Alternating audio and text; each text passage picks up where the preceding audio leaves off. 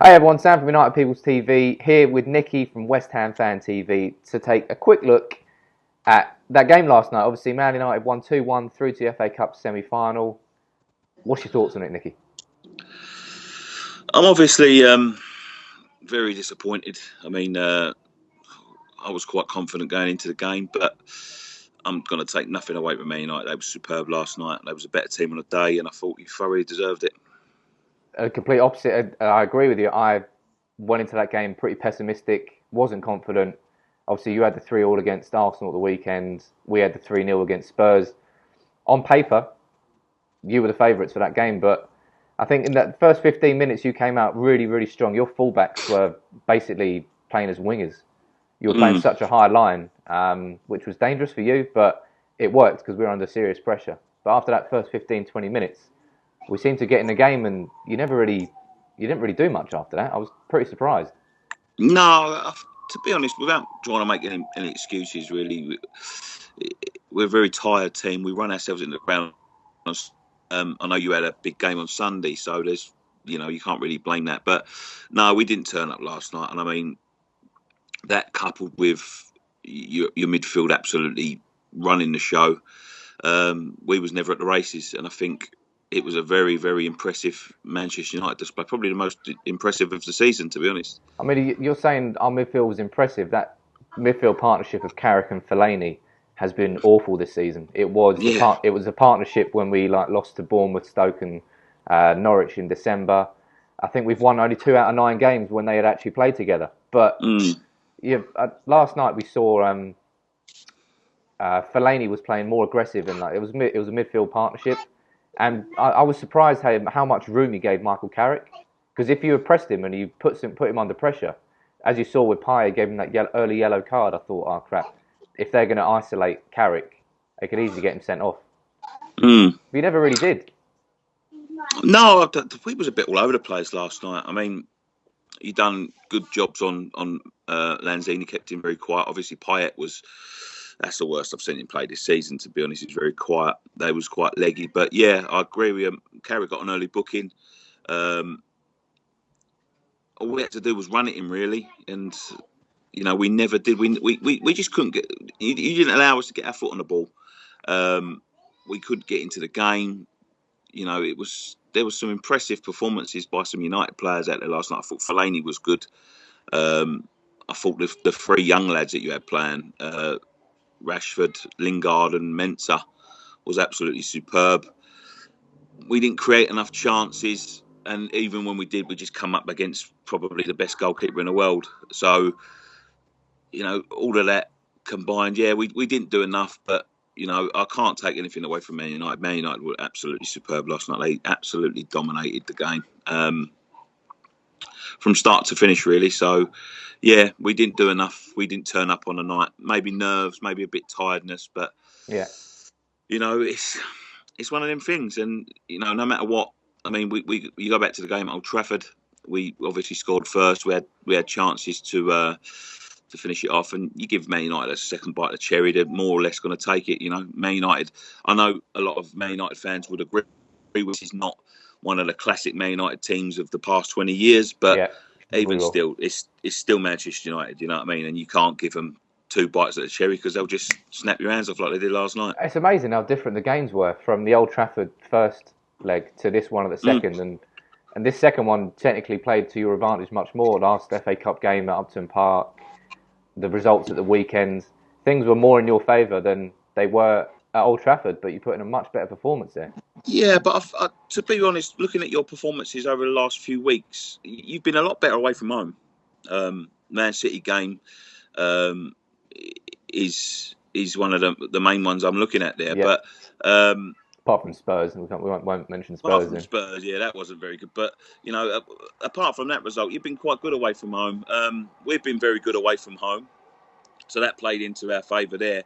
But I think it was just a mixture of nerves, tiredness. I mean, we put a lot into that Arsenal game. It really took it out of us. By the end of that game, some of the boys couldn't walk. We've got some big games coming up. We play again on Sunday, then Wednesday again.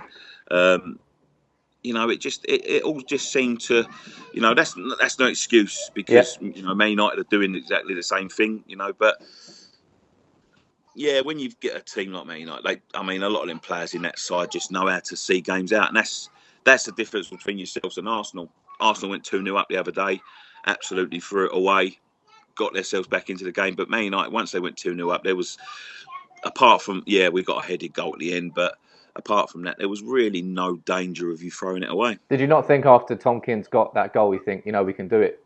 Because obviously when Payet got that free kick towards the end, I was clenching. Yeah, we had obviously, the offside goal was rightly called offside, but he could have scored. But you come up against a goalkeeper like De Gea in the sort of form he is, it's one of them.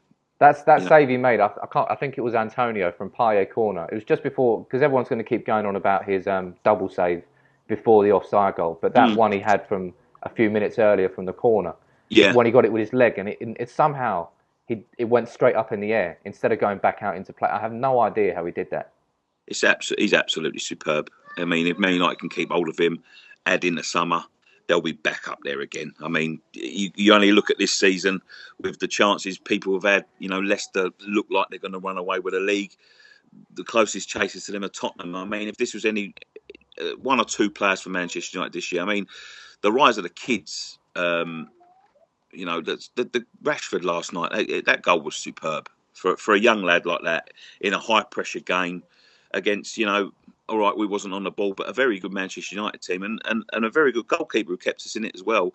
To find a top corner like that is absolutely unbelievable. Add one or two players to them kids, get them in when you can, learn the game. They're obviously plying their trade well. Man United will be a force again. I've got no doubt about that. So you think that Man United are only 2-3 players away from contending again, or do you think the problems are deeper than that? No, I think once you've got a good goalkeeper, I think you need a real dominant world-class centre half, another one to replace Carrick in midfield, and another world-class forward, and I think you'll be up there. Lingard's a good player. Ashley Young's a good player. You could see the best of Memphis next season because he's still settling in. He's still settling in. He's been improving lately. It didn't start great, but players like that, coupled with Martial, Rashford, I think they could be very potent. There's obviously goals there. Martial was really impressive last night. He always is. He always is. He's probably not playing in his best position. Probably be better off playing up front. But when you've got a kid like Rashford banging him in top corner, I'm sure he's happy to be in the side. Yeah, what you're talking about there, saying the rise of the kids. That has been the saving grace this season. And I'm actually going to write an article later on saying 10 reasons to be positive about Louis van Gaal. And a lot of the focus is on the kids. The person you mentioned there who, as excited as I am about Rashford, Timothy Fosu-Mensah, for me, is somebody I've followed more closely in the academy teams than I have with Rashford. Rashford really, really surprised me when he burst onto the scene how he did. Fosu-Mensah hasn't surprised me at all. He's just doing exactly what I thought he could do.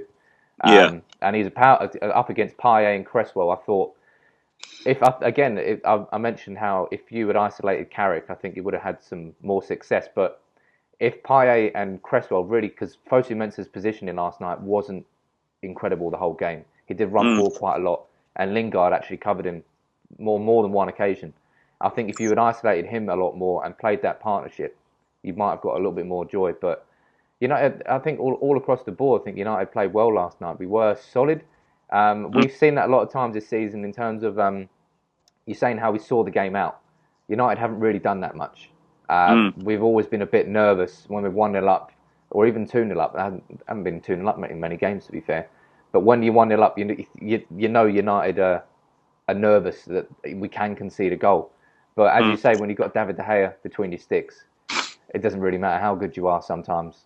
Yeah, you've always got a chance. Yeah, I've got to say as well, Sam, before we're finishing up, but LVG, he gets a lot of stick. LVG, I'm not his biggest fan, but I've got to give him credit where credit's due because I think that's where a lot of the big managers go wrong, in the fact that they don't put the trust in their kids. Allardyce was a big one for us. He never brought in any youth.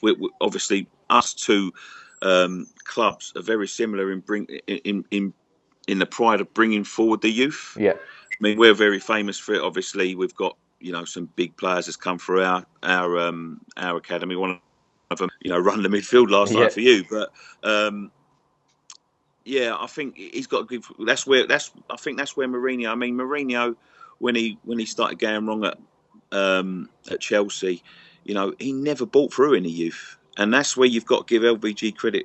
He's been under a lot of pressure. A lot of pressure from fans, press.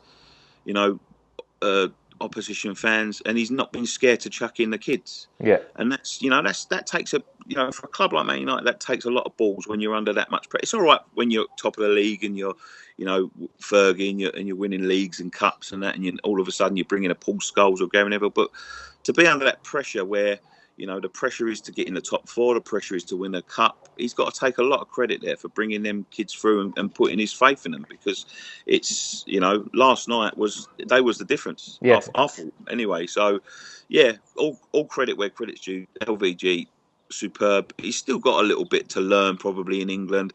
Will he have enough time to learn the trade properly? It depends if he wants to stay. Depends how much time the ball will give him. But, I've been hearing that you're going to keep him next season. I think you could see another few signings in the summer. I think it'd be a different season next season for United. I personally think it's inevitable that he's going, but what he seems to be doing is leaving something behind with bringing through these youngsters. And everyone's saying, yes, the only reason he's playing youngsters is because injuries have forced his hand. But the only reason he can play youngsters is because he's got rid of the likes of Nani, Kagawa, Hernandez, Van Persie. So he's got a small squad. So he can play the youngsters. So I mean, it's so easy to keep players like that, especially like Nani. Yeah, you've got players like Lingard, and I know Januzaj's been out and in and alone and things like that. But he was a big player in the last few years. But it's easy to stick with him, tried and trusted, and he's got to take a lot of credit for giving the kids a chance. Yeah, I completely agree. Cheers for chatting, Nicky. No worries, mate. Commiseration. Good luck in the quarter-final to you and to Everton. Yeah, semi-final. We're at Wembley now. Sorry, semi-final. Yeah, we're out the quarter-final. But yeah, last time we played them in the FA Cup semi, they knocked us out on penalty. So. But good luck to the pair of you. Cheers, mate. Have a great day. Who are you playing this weekend? We've got Leicester away. Enjoy that. We've got Aston Villa at home. Yeah, oh, good. Yeah, I'm sure you'll have a better day than we will. Well, good luck to you anyway. Cheers, mate. And you, mate. Take it easy. Thanks for talking. Bye-bye. Bye.